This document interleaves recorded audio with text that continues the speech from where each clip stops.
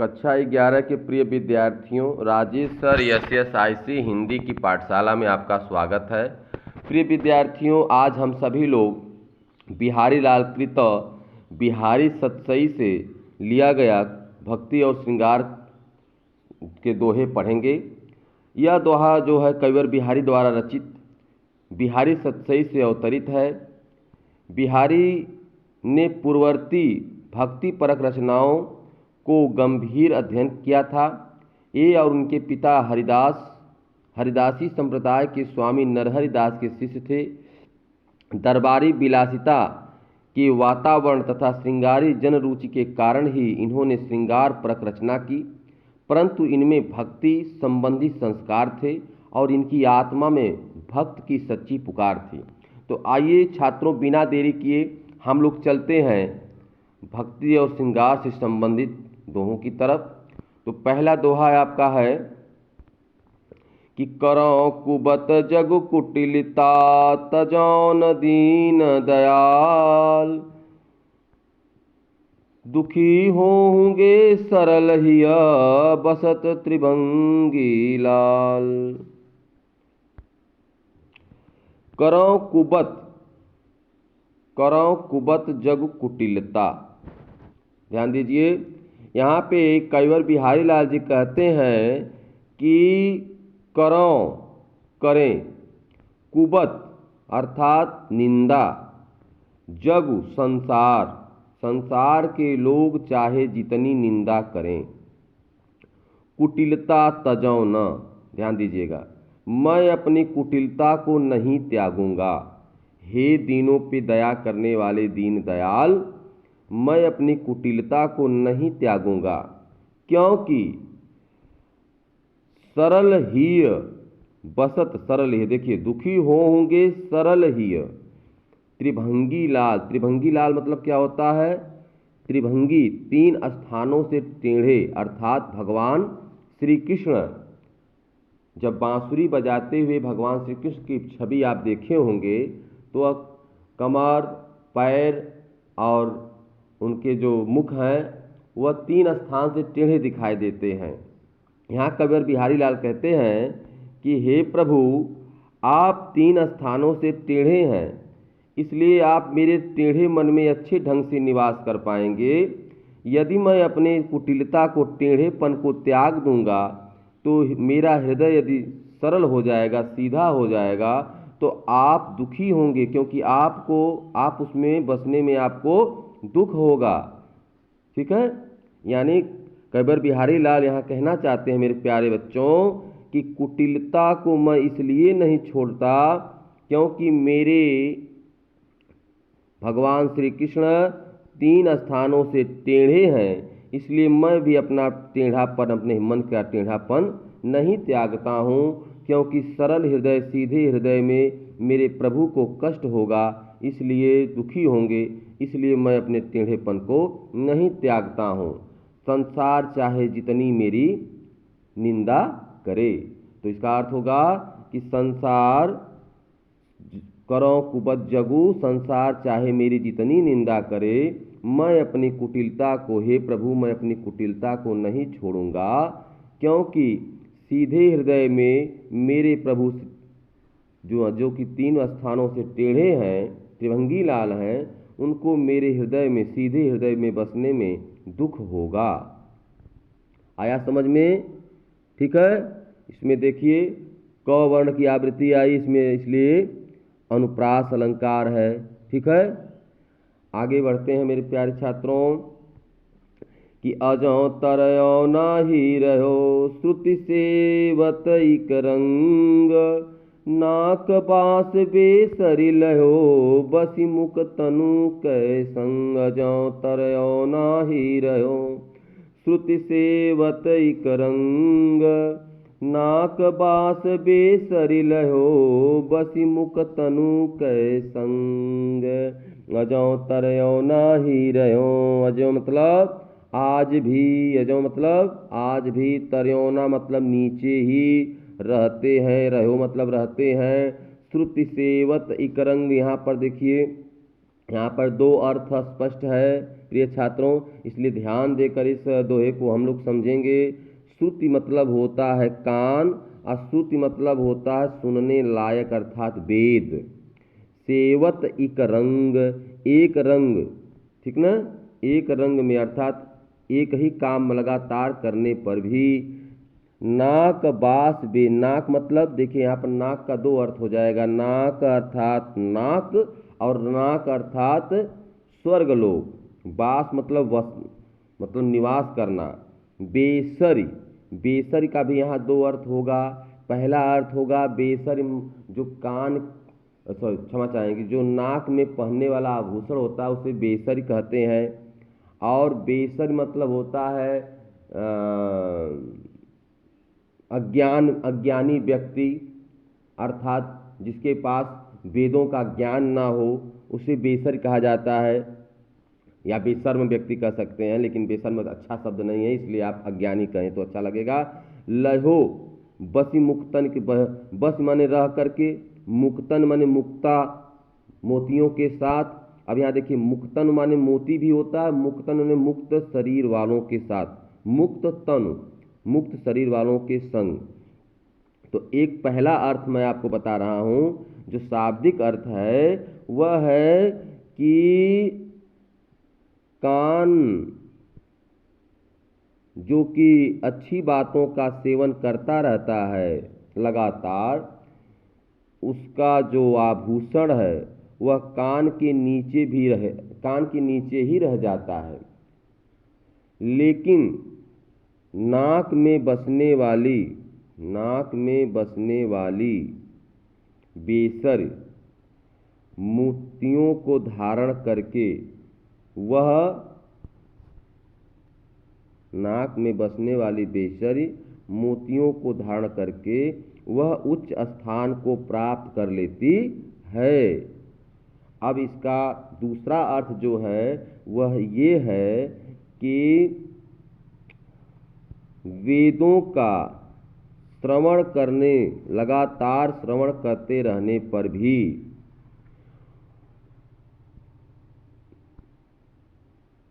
वेदों का लगातार श्रवण करते रहने पर भी मनुष्य नीचे ही रह जाता है, अर्थात मुक्ति उसे प्राप्त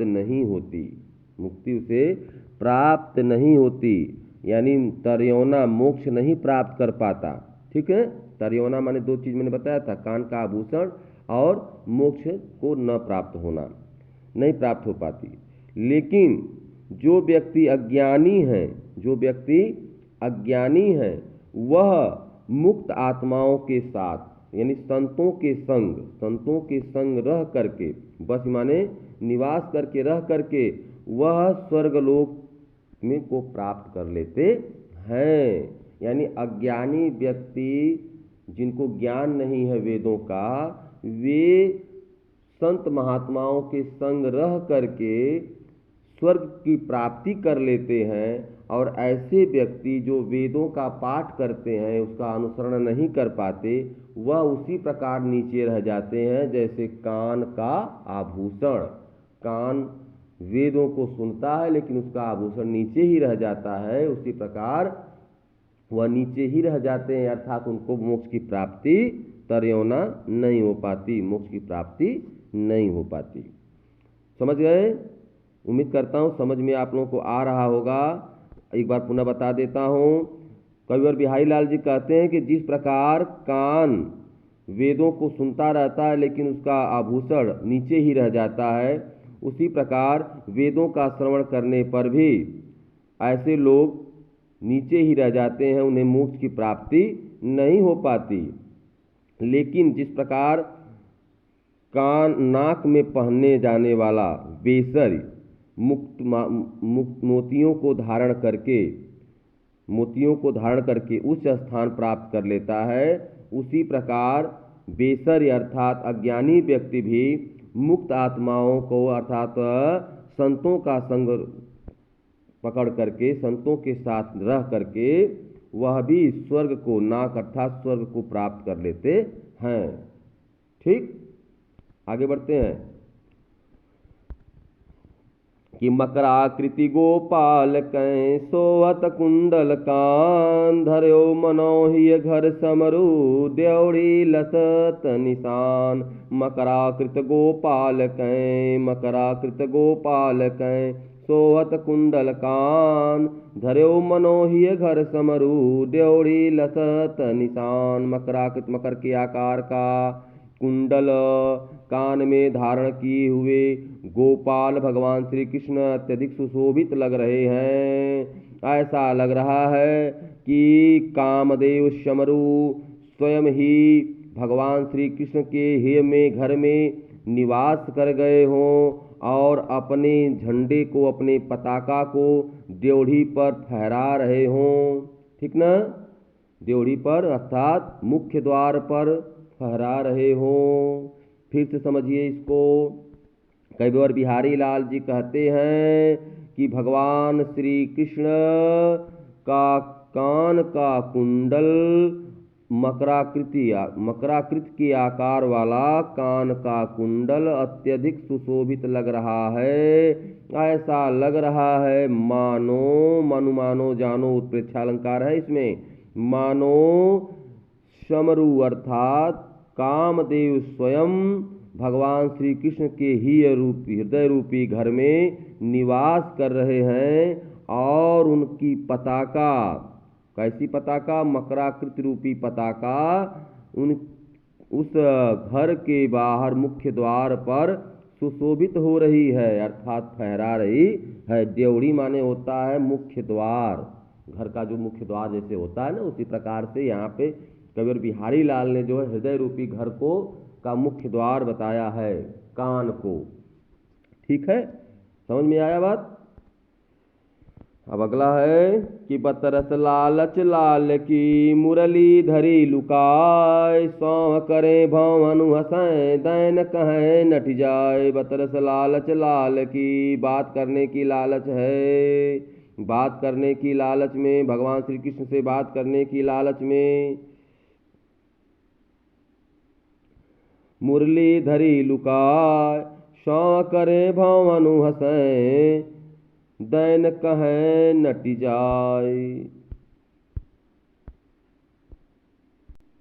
देखिए इसको देखते हैं। बतरस लालच लाल की, बतरस लालच लाल की, बतरस माने बात करने की लालच में, लाल की मतलब भगवान श्री कृष्ण के बात करने की लालच में मुरली को धरी, धरी माने धर देती हैं, लुकाए माने छिपा करके मुरली को। यहाँ पर बिहारी लाल जी कहते हैं कि गोपियाँ यानी राधा जी भगवान श्री कृष्ण से बात करने की लालच में भगवान श्री कृष्ण की मुरली को छिपा देती हैं, कहीं पर लुका देती हैं, छिपा देती हैं। और जब वह कसम दिलाकर, सौ मतलब सौगंध दिलाकर, कसम दिला करके पूछते हैं तो वह भौहों से, भौहन हंसें, भौहों के माध्यम से हंसती हैं इशारों में, दैन कहें। और जब वो मांगते हैं, देने के लिए कहते हैं तो नट जाए, नट माने नकार देती हैं अर्थात मना कर देती हैं, अर्थात कह देती मेरे पास नहीं है।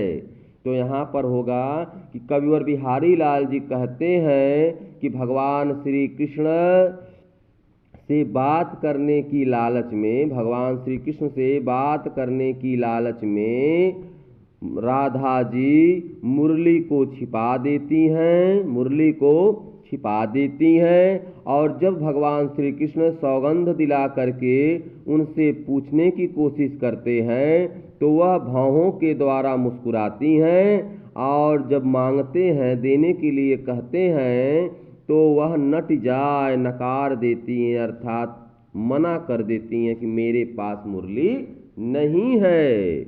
समझ में आ रहा है प्यारे बच्चों? आइए आगे बढ़ते हैं।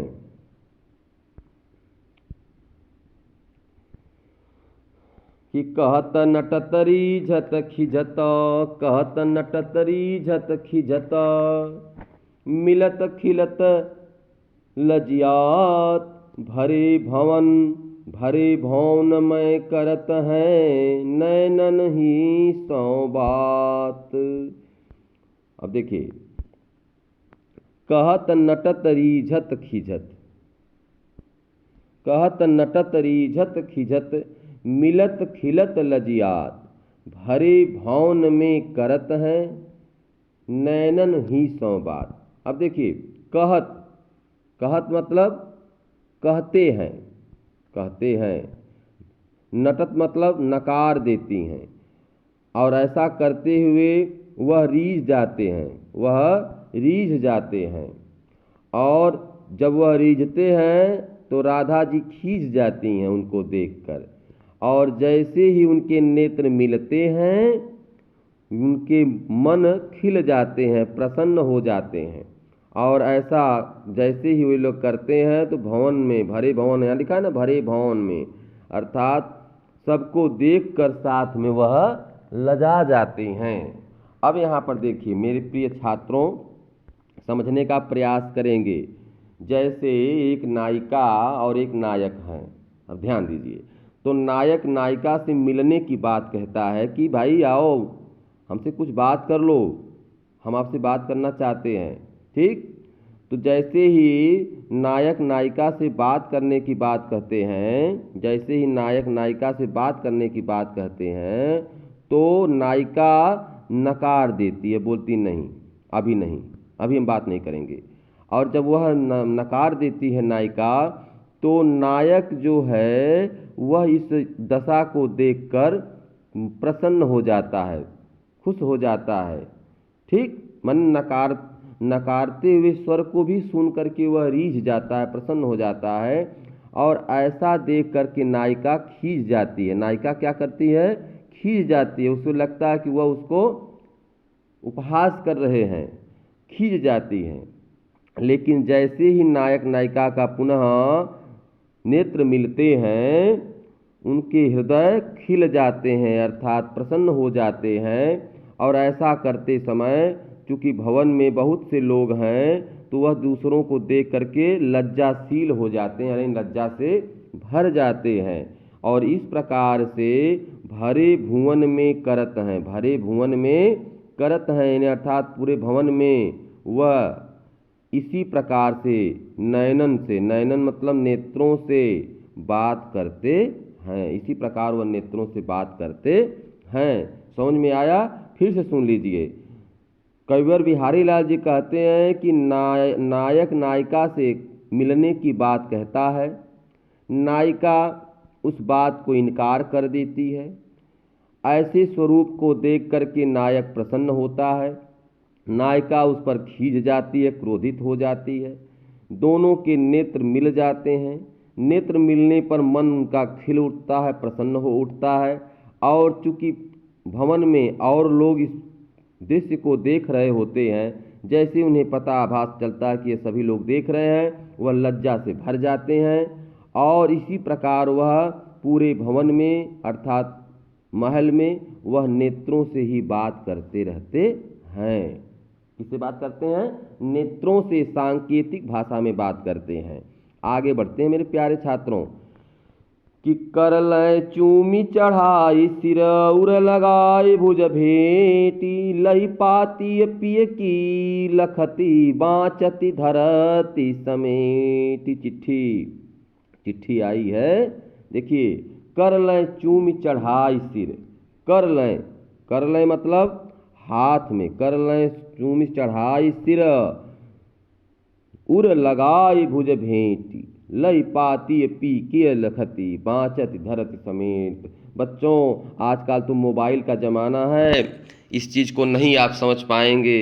हम लोगों के ज़माने में चिट्ठी पत्री ही चलती थी, और चिट्ठी का कितना महत्व होता था ये उस समय के लोग ही बता सकते हैं। जब चिट्ठियाँ मिलती थी अपने अपनों को, जब चिट्ठी लिखकर भेजते थे तो वह चिट्ठी नहीं होती थी, ऐसा लगता था कि वो अपना हृदय निकाल करके दे दिए हैं, ऐसा लगता था। तो यहाँ पे लिखा हुआ है कि कर लय चूमी चढ़ाई सिर, यानी जैसे ही नायिका अपने प्रेमी पति का पत्र पाती हैं, वह हाथ में लेकर के उसे चूम लेती हैं और उस पति के पत्र को सिर पर चढ़ा लेती हैं। अर्थात जैसे पति आशीर्वाद दे रहा हो हाथ रख करके सिर पर, उसी प्रकार से वह अपने पति के द्वारा दिए हुए पत्र को, लिखे हुए पत्र को अपने सिर पर रख देती हैं और अपने हृदय से लगा लेती हैं। जैसे कलेजे से कलेजा लगता है, हृदय से हृदय लगता है, उसी प्रकार पति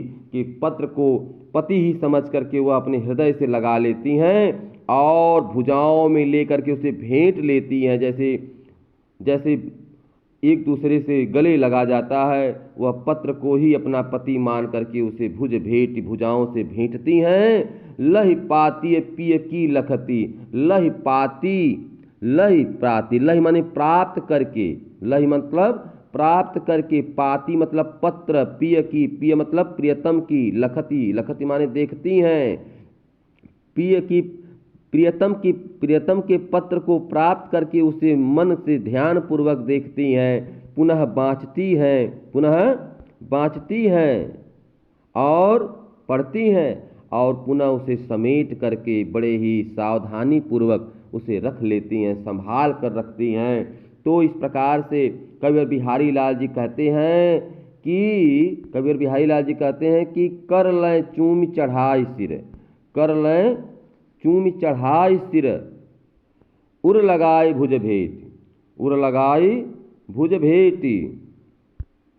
ठीक है, कविवर बिहारी लाल कहते हैं कि गोपियाँ, यहाँ पर जैसे राधा जी और नायक नायिका का वर्णन करते हैं तो राधा जी भगवान श्री कृष्ण का ही वर्णन उचित रहता है। यहाँ कविवर बिहारी लाल जी कहते हैं कि हाथ में पत्र को प्राप्त करती हैं और उसे चूमती हैं, सिर पर चढ़ाती हैं आशीर्वाद समझकर, अपने हृदय से लगा लेती हैं, भुजाओं में लेकर भेंटती हैं और प्रियतम के पत्र को प्राप्त करके उसे देखती हैं और उसे बाँचती हैं, पढ़ती हैं, पुनः संभाल करके रखती हैं। आगे बढ़ते हैं प्रिय छात्रों कि अंग अंग नग जगमगत दीप सिखासी देहा, दिया बढ़ाए हूँ रहे बढ़ो उजार्यों गेहा। अंग अंग जगमगत, अंग अंग नग जगमगत दीप सिखासी देहा, दिया बढ़ाए हूँ रहे बढ़ो उजार्यों गे। अंग अंग यानी यहाँ पे कविवर बिहारी लाल जी कहते हैं कि एक नायिका अपने अंग अंग में नग यानी रत्न जड़ित आभूषण धारण कर ली है, जिससे वह उसका शरीर जगमगा रहा है। कैसा जगमगा रहा है? दीप शिखा सी देह, दीपक के समान, हजारों दीपक जैसे लग रहा है उसके शरीर में जल रहा हो। दीप शिखा यानी उसके देह से इतना प्रकाश आ रहा है, ऐसा लग रहा है कि हजारों लाखों दीपक जल रहे हैं। दिया बढ़ाएं ही रहो, ऐसा कविवर बिहारी लाल जी कहते हैं। देखिए बढ़ाएं शब्द है, बढ़ाएं मतलब होता है बुझाना। जैसे घर में ऐसा लगता है, घर में यदि दीपक को बुझा भी दिया जाए तो भी उसके शरीर का उजाला, उसके शरीर के प्रकाश से गेह मतलब घर प्रकाशित ही हो जाएगा, यानी प्रकाश से उजियारों से बढ़ाव माने भर जाएगा। समझ में आया मेरे प्रिय छात्रों? आगे बढ़ते हैं और समझने का प्रयास करते रहिए कि सहज सेत पंच तोरिया पहिरत यति छवि होती, जल चादर के दीपलों जगमगाती तन ज्योति। सहज सेत पंच तोरिया, सहज सेत पंच तोरिया, समझे भैया, समझे। सहज सेत पंच तोरिया पहिरत अति छवि होत, जल चादर के दीपलों जगमगाती तन ज्योति। सहज, सहज माने होता है, सहज मतलब सिंपल, साधारण, सरलता पूर्वक, ठीक। सेत, सेत मतलब होता है, श्वेत, सफेद। पंचतोरिया, पंचतोरिया मतलब होता है 5 तोले वाली, 5 तोले वाली रेशमी साड़ी। पहिरत, पहिरत माने पहनते ही। अति मतलब अत्यधिक। छवि मतलब सुंदरता, शोभा। होती मतलब हो जाती है। ऐसा लगता है जैसे जल रूपी चादर के उस पार दीपक जगमगा रहा है, ऐसी उसके तन की ज्योति लग रही है। देखिए, समझिए बात को। यहाँ पर कविवर बिहारी लाल जी कहते हैं कि एक नायिका सरलता पूर्वक सफेद रेशमी वस्त्र धारण की हुई है, सफेद रेशमी वस्त्र धारण की हुई है, जिससे उसकी छवि अत्यधिक सुशोभित लग रही है, जिससे उसकी छवि वह अत्यधिक, उसकी शोभा अत्यधिक सुशोभित लग रही है। छवि मतलब शोभा, वह अत्यधिक सुशोभित लग रही है। ऐसा लग रहा है कि जैसे जल रूपी चादर के उस पार दीपक की लौ जगमगा रही हो, ऐसे उसके शरीर की ज्योति लग रही है। जैसे रेशमी साड़ी पहनी हुई है, जिसे यहाँ समझिए रेशमी सफ़ेद वस्त्र धारण की हुई है और वस्त्र से उसका तन झलक रहा है। यहाँ पे कविवर बिहारी लाल जी कहते हैं कि उसका तन जो है पंचतोरिया रेशमी वस्त्र के, सफ़ेद पंचतोरिया रेशमी वस्त्र यानी सफ़ेद रेशमी वस्त्र के बाहर से ऐसा झलक रहा है, अर्थात रेशमी वस्त्र के अंदर से जो उसकी शरीर है ऐसी झलक रही है, ऐसी झलक रही जैसे लग रहा है कि कोई वर्षा रूपी चादर ओढ़े हुए है और उसके अंदर दीपक जल रहा हो। नहीं समझ पा रहे हैं? जैसे जैसे वर्षा होती है ना, वर्षा होती है, तो वर्षा हो रही है, मान लीजिए अब वर्षा हो रही है, इस तरफ दीपक जल रहे हैं, इस तरफ क्या जल रहे हैं, इस तरफ दीपक जल रहे हैं, दीपक जल रहा है, और इधर आप बैठे हो तो आपको यह दीपक का प्रकाश झलमलाता हुआ दिखाई देगा। ठीक है, ठीक ना? तो कहने का मतलब है कि वह जो रेशमी सफ़ेद वस्त्र धारण की हुई वह नायिका है, उसका शरीर की सुंदरता, शरीर की ज्योति ऐसी जगमगा रही है जैसे जल के उस पार दीपक जल रहा हो। सफ़ेद रेशमी वस्त्र धारण की हुई वह नायिका इतनी सुशोभित लग रही है कि उसके तन की ज्योति ऐसी जगमगा रही है जैसे सब जल रूपी चादर के उस पार दीपक की लौ जगमगा रही हो। आया समझ में? आगे बढ़ते हैं प्रिय छात्रों। कि कंज नयनि जनु किए बैठी ब्योरति बार, कंचे अंगुरी बिच दीठी दै चितवती नंद कुमार। कंच नयनि जनु किए बैठी ब्योरति बार, कंचे अंगुरी बिच दीठी दै चितवती नंद कुमार। कंच नयनि जनु किए, कंज नयनि जनु किए, कंज मतलब कंज नयन कजरारे नयन, कजरारे नेत्र, कजरारे नेत्रों वाली, कमलवत नेत्रों वाली मज्जन किए स्नान करके बैठी हुई हैं और ब्योरत बार, ब्योरत माने संभाल रही हैं अपने आपको बार बार संभाल रही है। किसको संभाल रही है? कि कच अंगुरी बिच दी थी दें। कच मतलब होता है बाल, अंगुरी बिच, अंगुरी बालों के बीच में अंगुली दीठ दें, दीठ दें दे रही हैं, यानी अंगुली से बालों को सही कर रही हैं। और दीठ दें, दीठ मतलब होता है दृष्टि देखना, दृष्टि डालना। चितवत माने देख रही हैं। नंद कुमार मतलब भगवान श्री कृष्ण को। यहाँ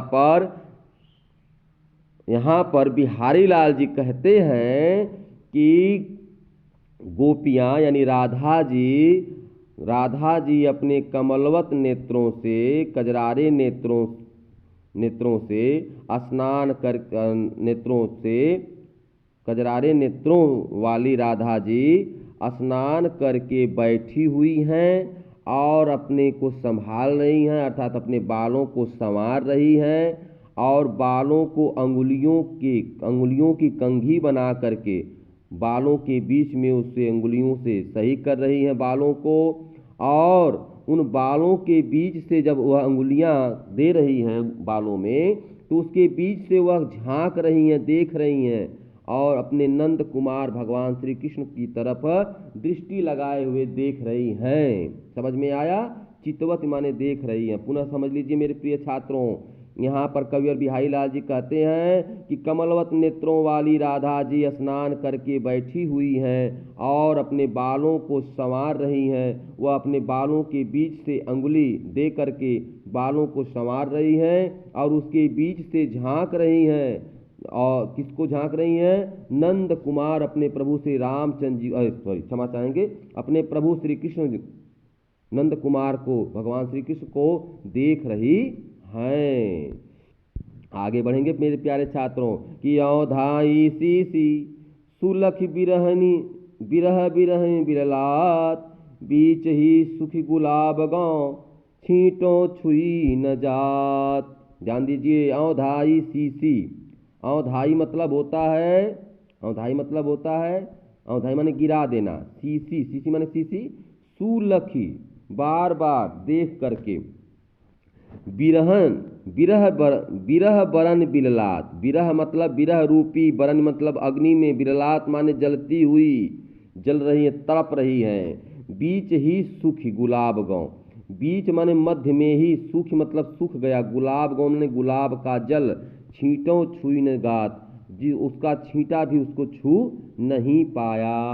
अर्थात यहाँ पे कबीर बिहारी लाल जी कहते हैं कि नायिका अपने प्रेमी की याद में इस प्रकार से बिरह रूपी अग्नि में जल रही हैं, बिरह रूपी अग्नि में जल रही हैं, बिललात बेहाल हैं कि उसके ऊपर गुलाब जलों की से भरी हुई शीशियाँ गिराने पर भी वह बीच में ही सूख जा रही है, उस पर एक भी छींटा नहीं पड़ पा रहा है, अर्थात एक भी गुलाब जल का छींटा नहीं पड़ पा रहा है। अर्थात बिरह रूपी अग्नि अत्यधिक तीव्र गति से धधक रही है।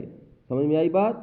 फिर से समझ लीजिए, कविवर बिहारी लाल जी कहते हैं कि गुलाब जल से भरी हुई शीशी को उस गोपी के ऊपर, गोपिका के ऊपर, उस नायिका के ऊपर गिराने पर भी एक बूंद उसके ऊपर नहीं गिर रहा है, क्योंकि वह बिरह रूपी अग्नि में अत्यधिक जल रही है।